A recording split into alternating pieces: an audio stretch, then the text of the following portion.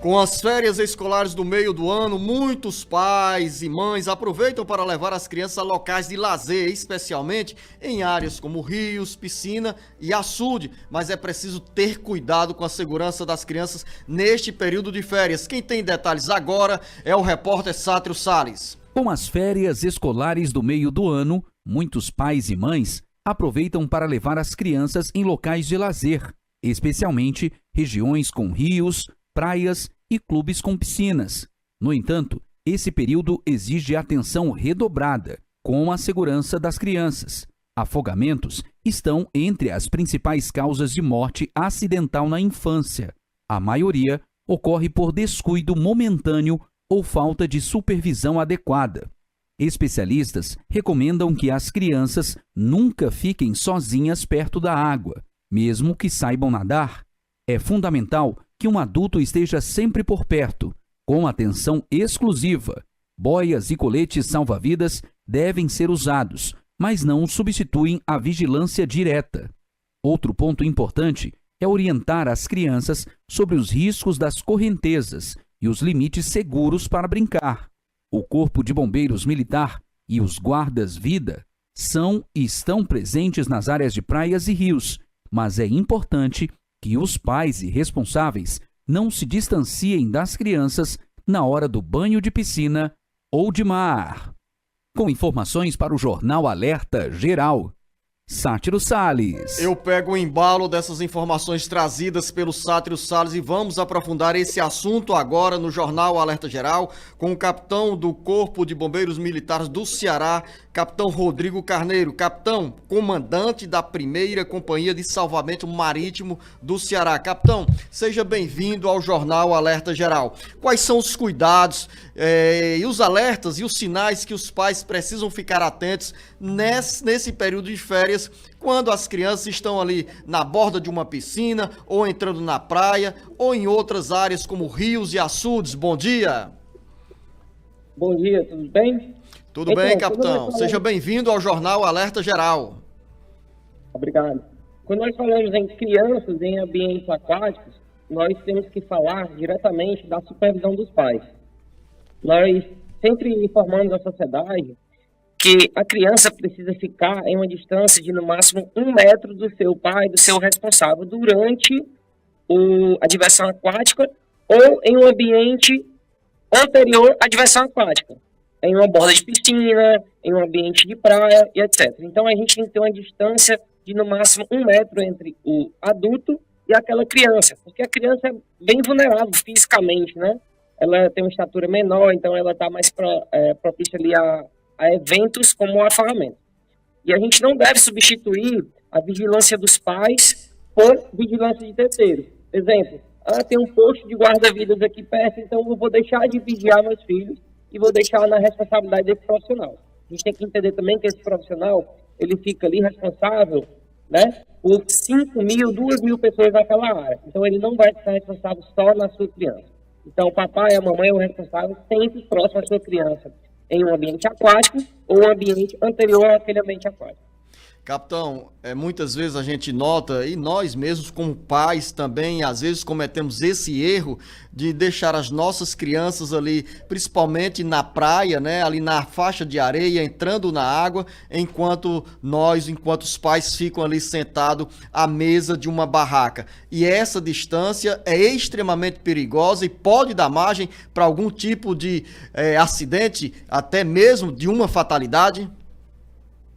Com certeza. As nossas estatísticas mostram que o segundo quadro mais elevado de número de incidentes aquáticos está relacionado com crianças e a falta de supervisão de um adulto com essas crianças, né? Em ambientes que, se tivesse um adulto, aquilo seria facilmente evitado, seja por uma ajuda física ou apenas uma ajuda verbal, alguma coisa desse tipo.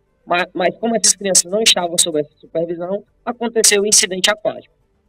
Nós estamos no Jornal Alerta Geral, também com o jornalista Beto Almeida, nesta conversa sobre os cuidados que os pais devem ter nessa fase de férias com as crianças em áreas de lazer. E a nossa conversa é com o capitão Rodrigo Carneiro, comandante da 1ª Companhia de Salvamento Marinho do Ceará. Jornalista Beto Almeida, bom dia. Bom dia, Luziano. Bom dia ao capitão Rodrigo. Capitão, uma pergunta, que é uma curiosidade também.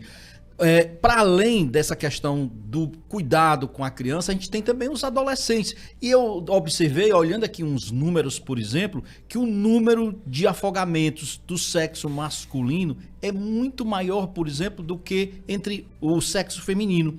O que isso implica necessariamente? Que os homens acabam sendo mais afoitos no mar e isso acaba fazendo com que eles sejam mais vítimas, por exemplo, de afogamentos? Aqui no Brasil, de acordo com a Sociedade Brasileira de Salvamento Aquático, nós temos que os homens morrem 7,6 mais do que as mulheres por afogamento, né? Isso é devido a alguns fatores, né?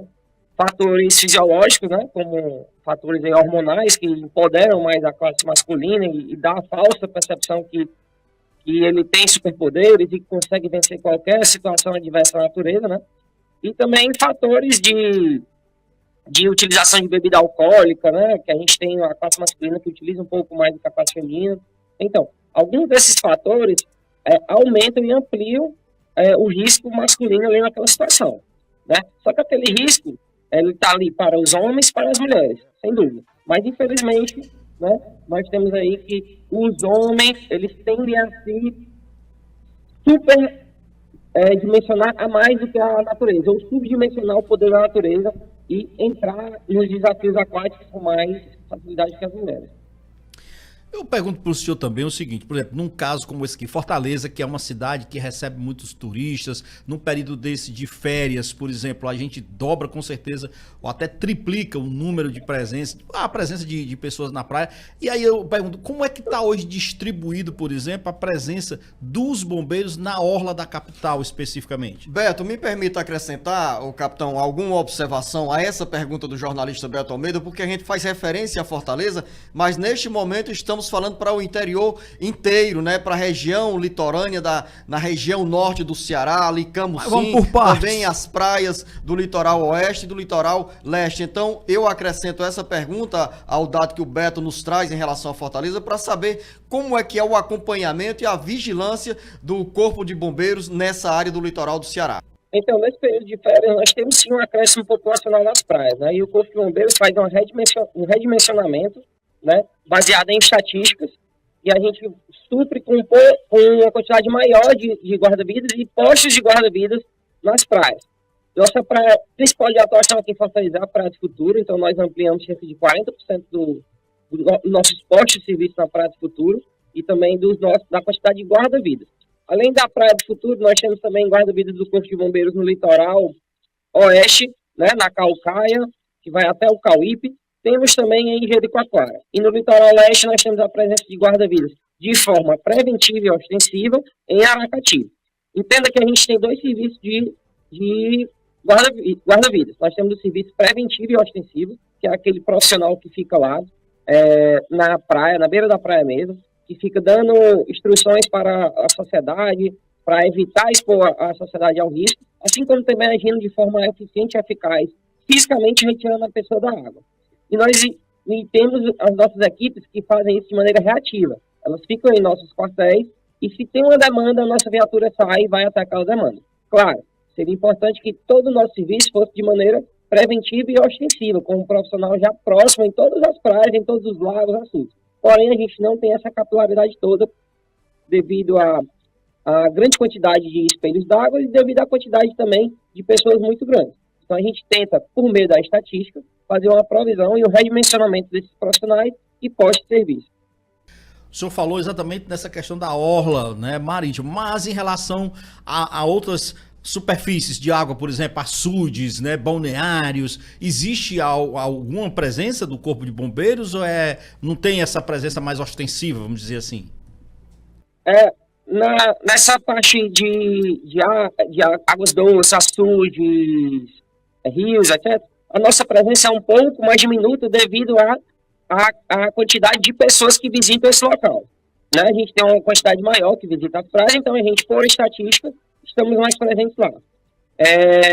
E é até um contraponto que aqui no Brasil, cerca de 75% dos acidentes e incidentes aquáticos e mortes por afogamento acontecem em água doce em detrimento da água salgada, né?